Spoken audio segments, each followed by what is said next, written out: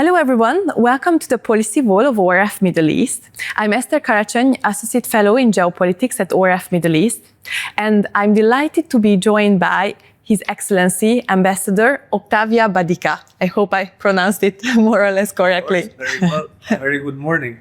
Very good morning, Ambassador. Welcome to the podcast. Thank you so much. It's an honor to be here. Your Excellency, you've been serving as Ambassador of Romania to the United Arab Emirates since June 2022. Prior to your diplomatic experience, actually you also gained knowledge and expertise in the field of the private sector, for instance, in investment and finance. You also have a degree in business administration and in foreign languages, as I hear, for instance, Arabic. True. That is very true. It's I would say it's part of an advantage that I had when I was appointed this position. The fact that I have a business background in which I also had to touch with the businesses, of course, with financing, with private equity, with the Middle East and broader international area was very relevant in terms of what we pursue as Romania in terms of relationship to the UAE and taking it further and evolving potentially into a strategic partnership as we move on. And you are very correct. Indeed, I studied both business administration and English and Arabic language. That's perhaps linked to my earlier childhood when I also went to Egypt, and that's where I developed some Arabic skills, and of course continued with them at university. Yes, I guess it comes in very handy in this dedicated context and region now. Well, it does, of course. Arabic language is very, very useful here. However, as you know, Abu Dhabi, Dubai, the whole of UAE is a very international and expatriate place, so to call it. But it's definitely good to have. I understand. And also what you just mentioned, building on your experience and expertise, both in diplomacy and the business sector, and your knowledge of economic exchanges, cooperations, and dynamics between entities, countries, and regions.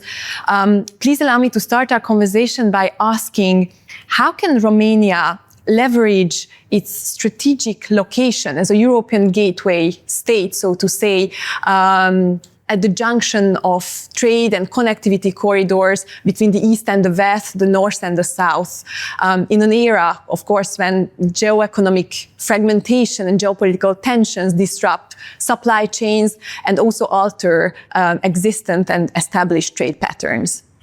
Well, this is a very good and broad question, actually. But in Romania, we are lucky enough to be helped by the geography of our country.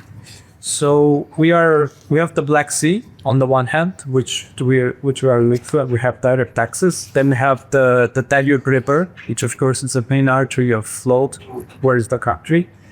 Of course, we have the Carpathian Mountains, and we have all of the connectivity of the road and rail connectivity inside the country that links north to south, east to west.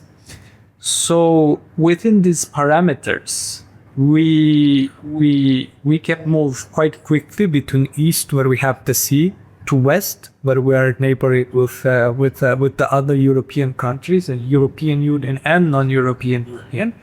Then we go north, of course, and we also have the south. Within this, and in a more regional and broader perspective, we are part of the Three Seas Initiative, where the Black Sea, the Baltic Sea, and the Adriatic Sea is linked by its 12 member states, and there are particular infrastructure projects for the future in terms of efficiency of connecting each of these three seas and the respective countries on the route. We are, of course, part of the main European corridors of transportation that go from Turkey towards Europe at the Black Sea, and we can think on the other side of the Black Sea of the corridor. But one of the main drivers of this gateway is, of course, the port of Constanța. which is one of the largest ports in the Black Sea area. It has comprehensive operations in terms that it can handle container ships, it can handle ro-ro cargo ships, and of course it has its own rail terminal. So it is very, very well connected in terms of accessibility for ships that are in. And as we have seen, even the geopolitical happenings recently, it is able to cope with increased traffic on the Black Sea and help our neighbors, our Ukrainian neighbors, in terms of their operation through Romania and through the Black Sea. On a particular note, since we are in the UAE here, I would say we have a very strong relationship with DP World, which have been operating in Romania since 26 years now. Last year, they've celebrated the 25-year anniversary. And as an interesting fact to both Romania, but more, I think, towards Dubai Ports World, is that the operations in Constanța Port were their first operations overseas. So one can only imagine how that looked like 25 years ago and how it is now, because also in Romania, their operating terminal underwent multiple investments and enlargement facilities. But yes, it's a very good strategic partnership that it's between the port and with DP World, one that is continuing in the future, and of course, this will be part of the future extension. So in a nutshell, geography helps Romania. We are planning long term in terms of our capacity, of our port, of our interstate network, and of our rail network to be interconnected with our neighbors and to have exchanges on the borders, whether we are talking to non-European member countries where we still have border controls that we to go through more detailed border crossings, or if we talk about the Schengen area that now is flowing freely. So the most competitive advantage now would be that anything that is caught by sea through the port of Constanța can easily reach the Schengen area within few hours now that we are members altogether of the Schengen. Thank you very much. And you already touched upon the United Arab Emirates a bit, of course, where we are sitting now. Looking south from Romania, of course, the UAE in the Middle East is also located at the crossroads of both transregional but also transcontinental trade routes and trade flows.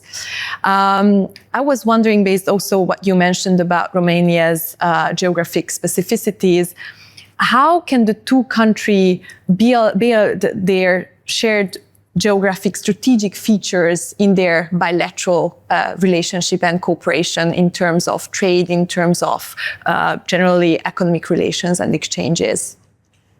Well, I have to start by saying that Romania enjoys a privileged relationship to many countries. This was built over many years of political and economic relationships. And I would say they have continued despite changing of regimes and types of everything. So whenever you look at the Middle East or Asia or Africa, we talk about Romania, you would always have people that have studied in Romania at a certain point in their earlier life, or that know about Romania given various aspects of the country. And this, I would say, this is part of our soft power on which we build. And now, getting back particularly to the UAE, of course, we look at what it has become in these years, this global hub that is basically linking Asia to Africa and further to Europe, not to mention extend it further to the Americas and Australias. In this, if we just think of the operation of DP World and 80 ports, it is impressive what they have done and the web they've created, whether we talk about South America or other parts of Far East Asia. In terms of our relationship to the UAE, of course, it is a very special one that we have emphasized over the last few years. And as we have seen, there have been many visits from our prime ministers and our president here, and not much other specific ministers coming in here for various agreements or interests that have been discussed. We have business here directly with the UAE on the one hand, but then we look at the broader picture on which we can use this as a platform and build together so that we can have a trilateral interest in Africa or in Asia, where we can leverage on each other's power, soft power, or in that area, or whichever is closer on the ground to the happening in these times.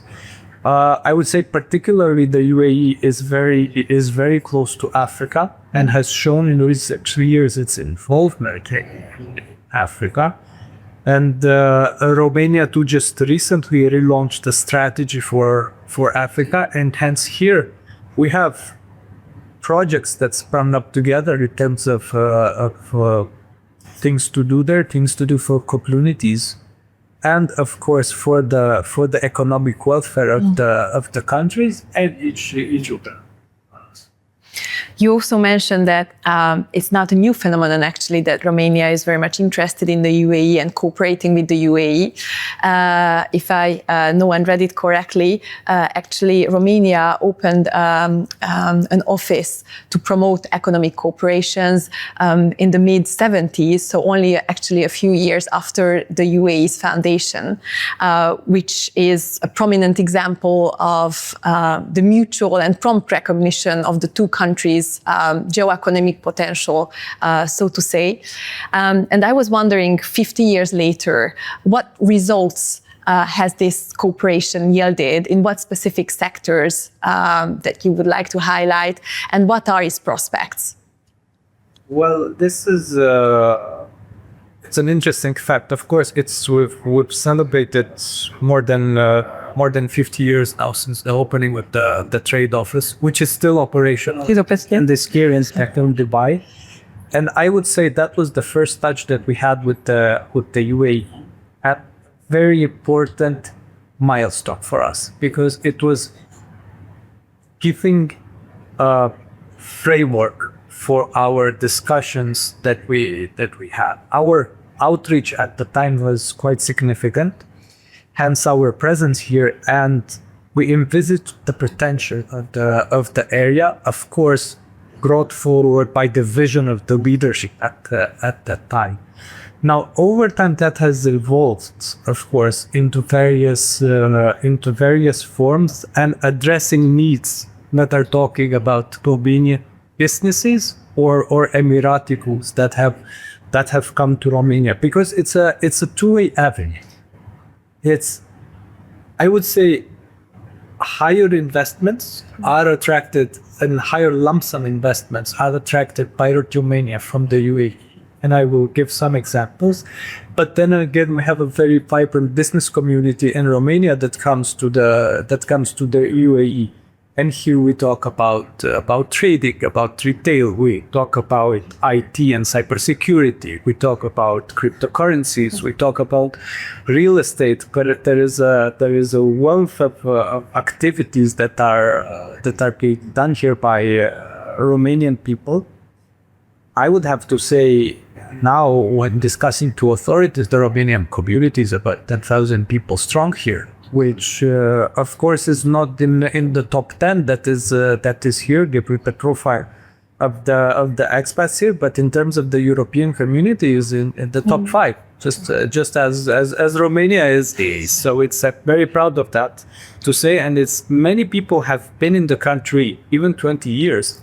So I would say many of the things being built here and the development was in a way enabled or helped by Romanians in some way.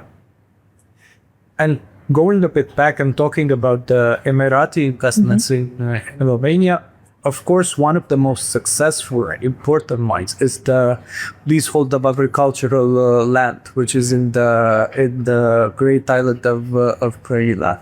And it is one of the largest freehold lands in Europe that it's being used by the country Al-Bahra that is investing massively in it, and we are very proud to say it's something they're invested in the long-term operations there. It is very modern way of farming and agriculture, and it definitely contributes to the trade with the UAE and Romania. Thank you. And you mentioned trade, and you also mentioned, of course, Romania is a member state of the European Union.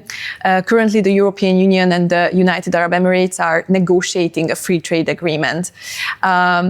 And I was wondering, according to you, how can this free trade agreement, once negotiated and of course enters into force, impact the commercial exchanges between Romania and the UAE, and also the investment opportunities, and what might be the sectors that could benefit the most from this agreement? Well, this agreement is very beneficial to all of the EU 27 countries and future ones and the UAE, because it will facilitate trade. And what we mean by this is to have easier access to markets. So whenever we think about trade, then I know that unfortunately now we're in an age where tariffs and other barriers in terms of trade are coming up again. It's something very, very important to happen easy and even more transparent and forecastable access to a market. And basically what this agreement will do, it will link together the markets, ensuring there is a smooth operation between trade flow between the two areas. This will be, of course, particularly useful for FXG, for example, which will have far fewer regulations in terms of import and exports, and everything will become more predefined for businesses. And this is, of course, important if we think about food security, which is an important topic if we hear it in the UAE. So it's important to shorten the bureaucratic procedures of everything for as short as possible in order for LDX to be different and available, artists to be okay, everyone that is here. And this is just a small example, because then again, of course, we have the auto industry, for example, that we have in Europe, and of course it is here in the UAE, and Romania is a proud member of that. We have two factories in Romania of the Renault Group, Dacia, our national brand, and Ford also has another factory in Craiova. So these are a few examples, but the whole arrangement is broader in terms of for facilitating electronic commerce, for example, in terms of competition rules, in terms of brands, in terms of royalties. It's a very broad spectrum that aligns the key parts and makes the whole business environment easier for the companies, which in the end, this is what we are. Because, of course, we have on the one hand the big companies, the big international companies that operate well and have everything. But, of course, the backbone is also middle and small and medium companies that want to do business and want to expand to new markets. Well, Ambassador, thank you so much for joining us today. Thank you for these explanations, for allowing us to better understand Romania's strategic location and also how it can be leveraged with key strategic partners and allies from the Middle East, but as you also mentioned, also from Africa and the Northern African region, and of course within the European Union itself. So thank you for joining us today. Hopefully, of course, we will monitor the EU-UAE Free Trade Agreement negotiations. So maybe a later time you can come back to us and we can unpack once the negotiations are concluded and the agreement entered into force, the prospects of it. Definitely. Thank you very much. And I look forward also to coming back and to talking about the the speedy conclusion of the agreement. So to hope, fingers crossed. Thank you. Thank you so much, Ambassador.